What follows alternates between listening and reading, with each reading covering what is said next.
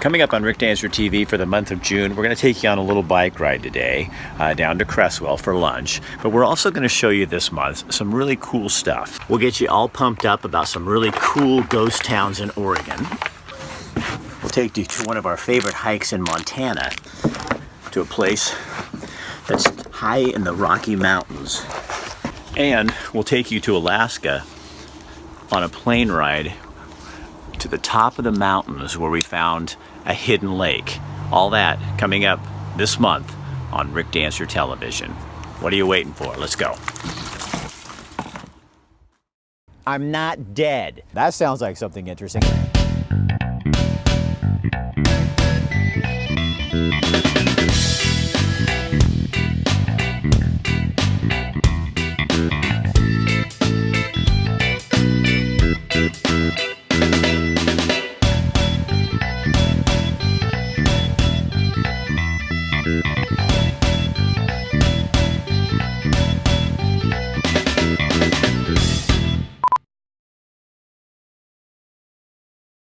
A lot of years ago, this little church was called the Cloverdale Church, I'm pretty sure. It's near Cloverdale Road, out of Pleasant Hill, just out of Cresswell.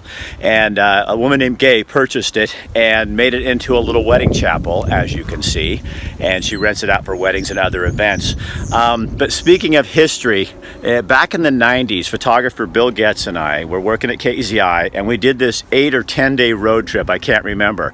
But we went through central and eastern Oregon exploring ghost towns. And here's a little sample of what we found, including Rashneeshpuram just shortly after the Bhagwan had left. Well, the words are somehow irresistible. Ghost town. Somehow the sound of it beckons us. The ghost town. The words promise a trip into the shadowy world of the Old West. It's not just the tourists who are finding it hard to stay away. A new generation is turning to these relics of the past in search of a future in a simpler world. There are more than 40 ghost towns in Oregon. For the next 3 nights, photographer Bill Getz and I will take you on a visit to 6 of these lonely towns.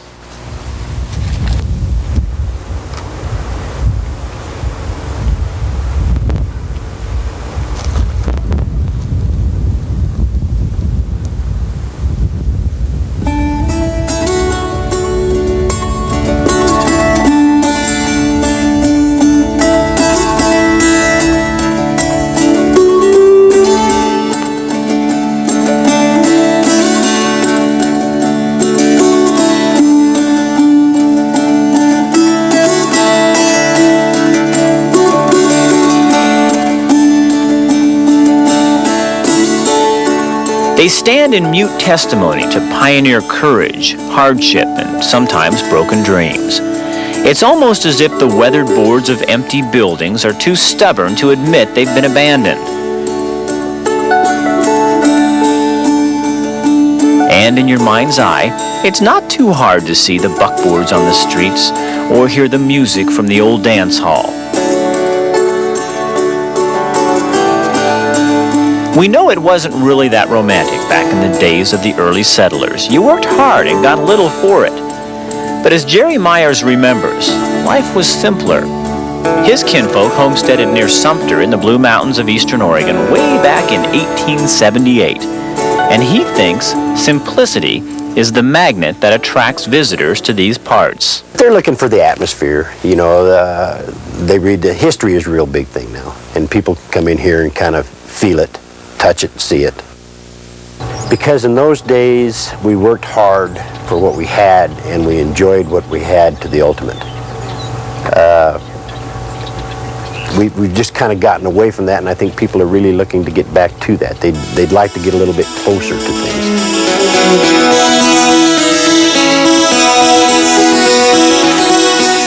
Originally, though, it was gold fever, timber, wool, and the railroad that brought dreamers to live in these isolated valleys and hillsides. Looking at what's left of some of these towns, this was born. You can hardly believe that at one time several thousand people lived here. Saloons, hotels, stores, and homes covered the hillside just below the old mines. The old-timers say the pioneers found what they were looking for. Times were good, at least for a while.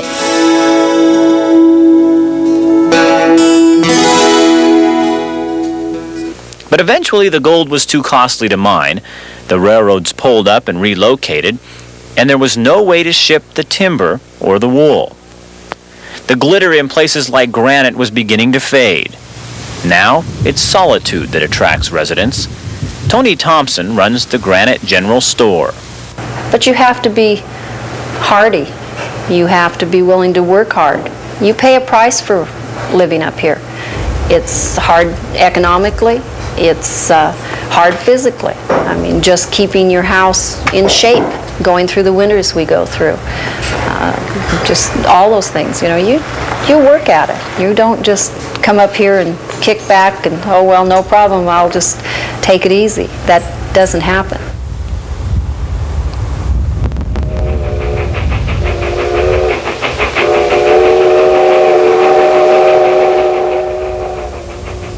When the railroad pulled out of Shaniko, the townsfolk walked away, leaving the city to the tumbleweeds and the sun and the wind.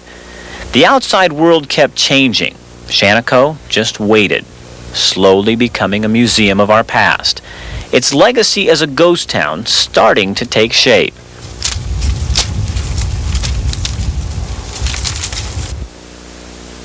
Filled with wool. They stacked wool in here from, I guess they come clear from the California border. Now, blacksmith Ron Owens meets lots of people who just stop by to look, listen, and talk about how it must have been. People say, I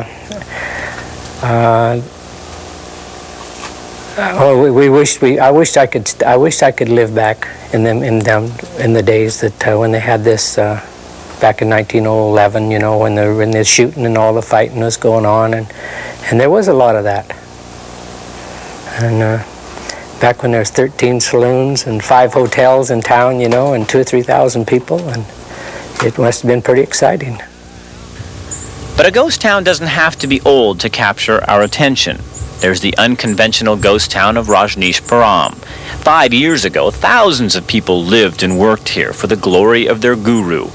Now an insurance company owns the town, but it's home to only a caretaker and his family.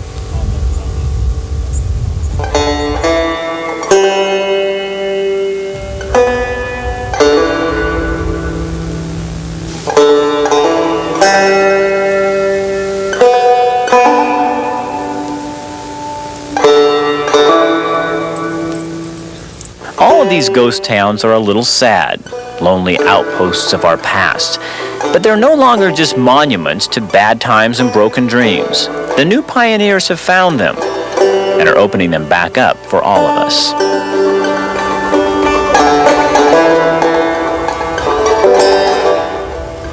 Lane County is experiencing a housing crisis. We have the second tightest housing market in the nation. 44% of households are focused on survival. They're barely able to get by. The average family of 4 making $58,000 a year is barely able to afford housing and transportation and food, let alone anything else. Yeah, so about 40,000 units behind. So Katie, how do you see that? How does that reach? Well, I see that because there aren't any homes for buyers to purchase. There's nothing out there for them. I think we need more condos.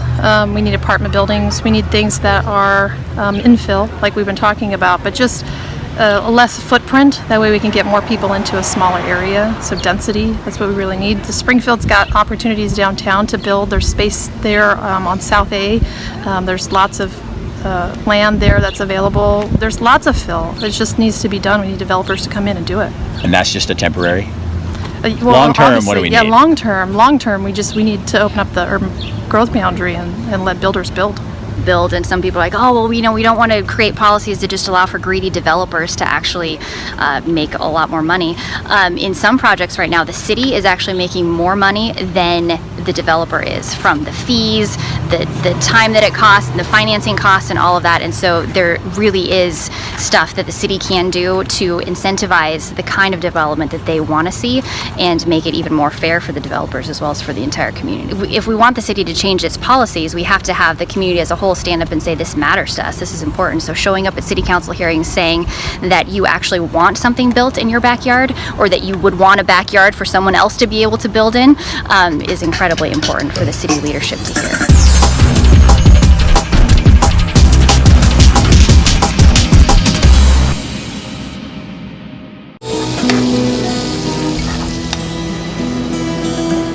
I will tell you, about our food is that we prepare everything from scratch. So we make sure we hire people that have the passion for making food. That's one of the ingredients. The other one, we make sure that our recipes, they use the ingredients that we tell them to use. And before we put it into the market, we make sure we test, try it. What I love about this business is the people. I'm a people person, so I love to interact with people. Every month, Ranchito Grill teams up with Rick Dancer TV to give away 2 free dinners to some lucky winner. All you got to do is go into Ranchito Grill, have dinner, fill out your name, your phone number. We'll draw once a month and call you and let you know right here on the show if you are the winner. What we offer is a source of news that can be trusted. It's in an era where everybody's trying to be the first to get the news out. We actually do some research and talk to the sources and get the story and all the details behind the story.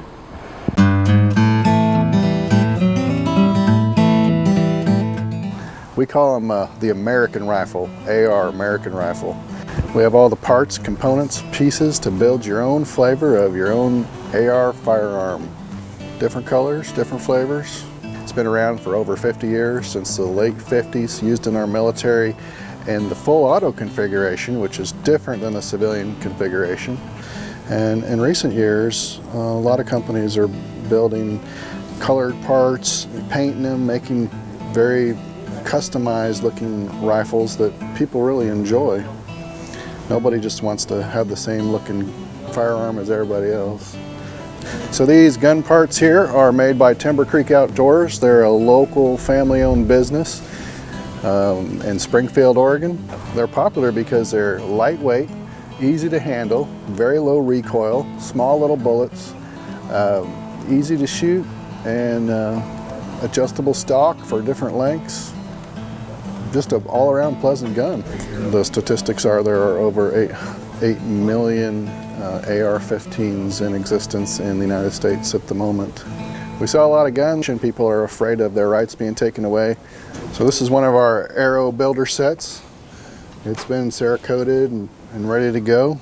And then the customer would buy a builder set, a barrel, all the parts and pieces that you need, and come in here and they're welcome to use our tools, our workbench, and assemble their rifle. So in the top shelf here is all the receivers, which are the serialized part for the firearm.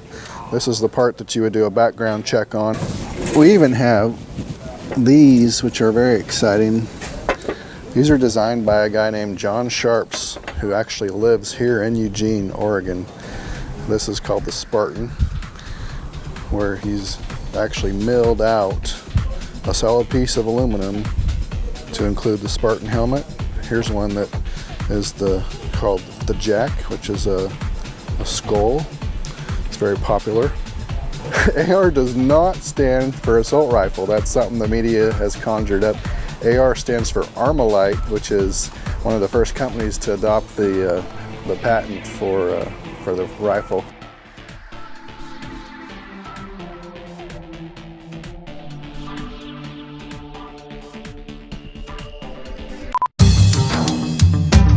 Well, this is a Rad Rover.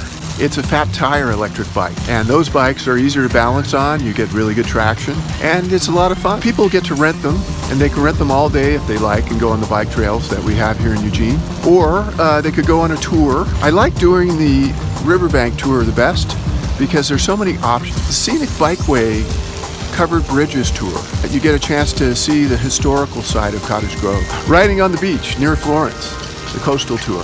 I believe in trying to promote electric transportation, and I'm a part of Oregon Shores Conservation Coalition, so I actually use the bike to pick up garbage and report on the health of the coastline. So I used to hang glide every day, and now I ride bikes every day, electric bikes. I had some illnesses that got me down, and the doctors wanted me to get on an exercise program, and the electric bikes I'd been thinking about doing, so it was a perfect choice for me. You know, I used to ride 5 or 10 miles on a regular bicycle and have a lot of fun doing it. And now I can ride up to 35 or 40 miles on a typical ride and see all kinds of things that I didn't see before.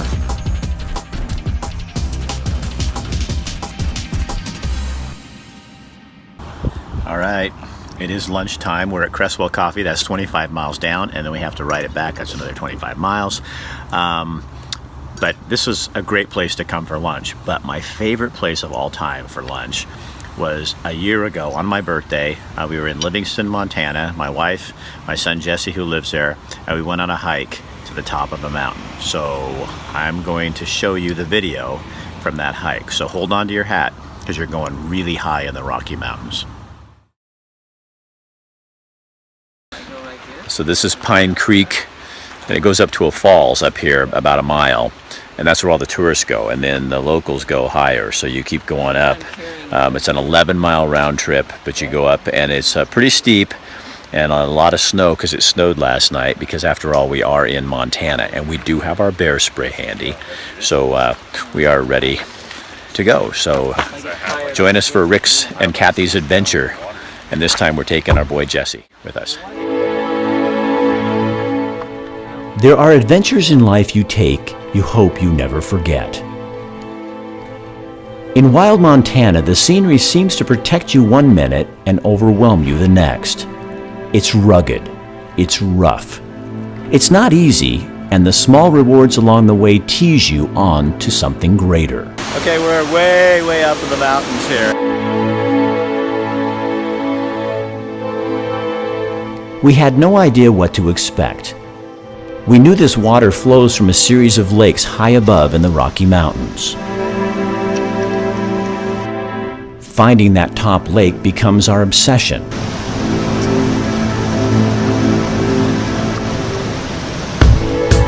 It's not toughness that takes us to the top. It's an obsession to get there, fueled by adrenaline.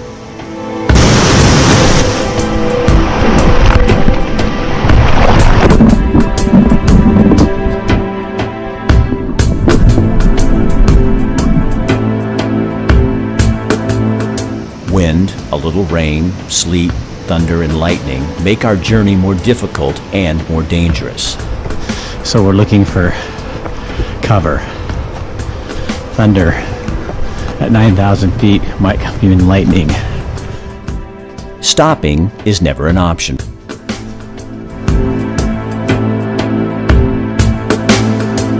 There is something that happens to your soul when you reach the top.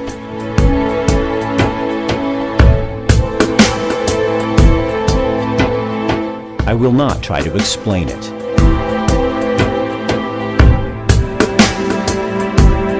It must be experienced.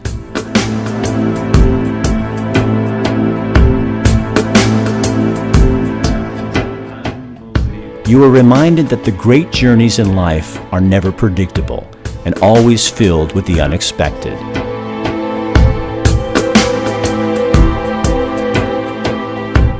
The best moments in life seem to be those born from the most difficult situations.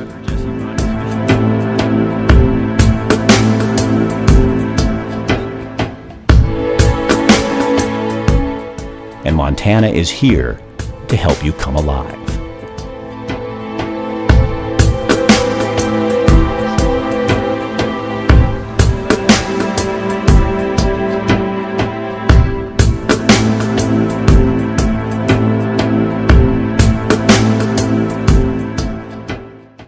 I'm feeling in the muscle for a really tight nodule of tissue. So I'm kind of, palpating the body and looking for, they're really, really small, like smaller than a pea is really what you're feeling for. But when it's there, you can definitely feel, it feels almost like a little pebble within a muscle. You're not trying to find an entirely tight muscle. Some TMJ, headaches, indigestion, range of motion problems, all sorts of things, and trigger point therapy helps to alleviate the active and latent trigger points to alleviate all the symptoms associated with it. It does two things: breaks apart the physical tension that's happening in the muscle, but it also interrupts the nerve transmission. It kind of blocks out everything that's going on, and then when you release the pressure and then put the muscle through its range of motion, it helps to tell the body it's okay to relax.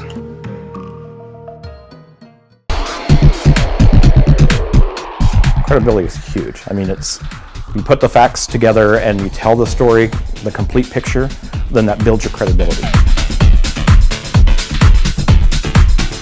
Trust is key, because if they don't trust what it is that you're doing every single week, then they're not going to subscribe to the paper, they're not going to buy the paper, they're going to look for other sources to find the news that they want.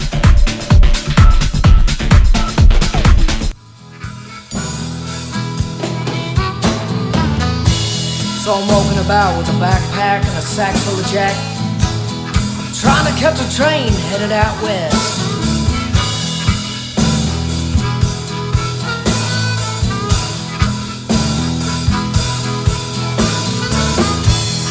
Whoa, and you know I'm so high, so high.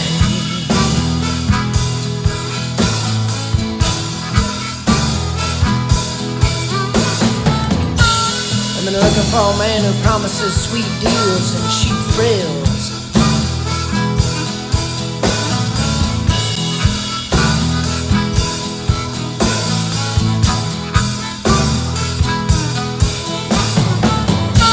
So I jump up on my train and I sit down when I own.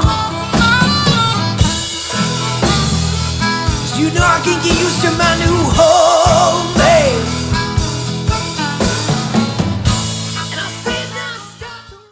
All right, now we're on the Doris Ranch Trail. This is actually the Willamette, the South Fork of the Willamette River. Willamette Lane just opened this a couple of years ago. This is where I run every other morning. Love it down here. The next story we have for you is my son used to work in Alaska at a fishing lodge. And when we were up there one time, the guy who runs the lodge, Ryan Richards, said, "You want to go for a little airplane ride?" And this is what we saw.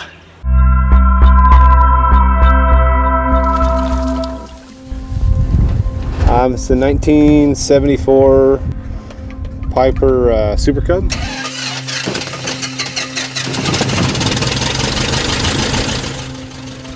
They're vital. If you don't have roads anywhere, you can only get there by air. Oh my goodness, there's nowhere you can't take it.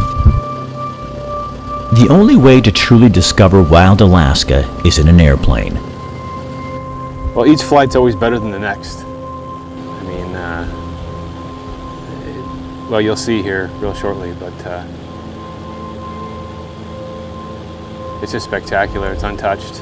It's rugged, unbelievably rugged, and beautiful all the same. Ryan Richards calls flying his therapy. How often do you get to take this out? If I don't fly about every 3 days, I start getting pretty miserable to be around. So, what does it do for you? Oh, I mean, it's like my relief. I mean, what's working out? I mean, what's your deepest passion? Take that away. I mean, that's what you got with aviation with me. As you glide over mountaintops and through canyons, over rivers, you can't help but wonder how many other humans have actually laid eyes on this land. I can fly 5 minutes from this location here and find places likely nobody has ever seen and certainly never set foot on. Alaska is like that. You really do get lost in the vastness of what's out there. Every corner a reminder of your smallness to landscapes so big, so overpowering, it's almost mind-numbing. In a small plane, you get more than a view. You get a feel for the land and its inhabitants. Flying just feet over the rivers and over the mountains leaves no trace of your entrance into a place that almost feels holy.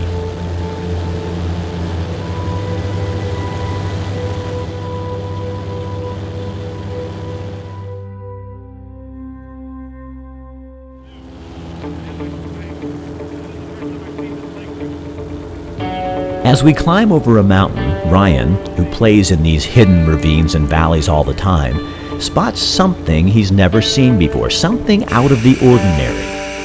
3,000 feet above the ground, hidden on a mountaintop, we find an unnamed lake. Ryan is one of those people who is not afraid to risk. He thrives on adventure, and while I do too, to some degree, landing in an unknown lake, not knowing whether it's big enough to get out, creates perspiration along my back. But my mind and my heart are soaring with excitement.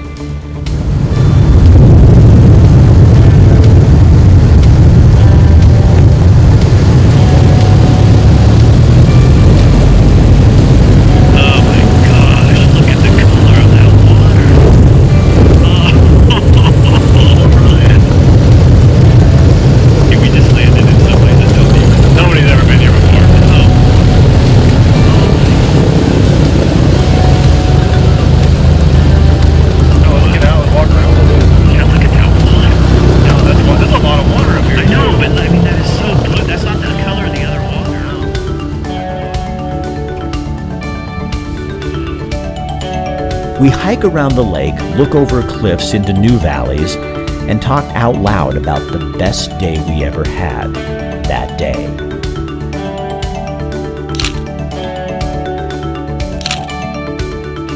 Knowing it will not last forever. As long as I live, I will remember that day. That day at the lake and the feeling of being in a place where only God sets foot. So this is what makes Alaska so cool, is you can go, you can go places like this, land your plane, if you're with Ryan, come in, name your own lake, which we are deeming this Richards Lake because Ryan Richards and Richard Dancer, and go away and have a story to tell. Plus, what makes it really fun is that if something happened and we couldn't get out of here, we'd be in trouble. But that's what makes adventure, and that's why you do things that are a little risky, and that's why you do things that are a little out of the box, because I think we're all tired of sitting behind a computer and a typewriter and sick of Facebook, sick of all that crap. And this is not Facebook. This is not social media. This is the real world. I hear a lot of people talk about going back to the real world.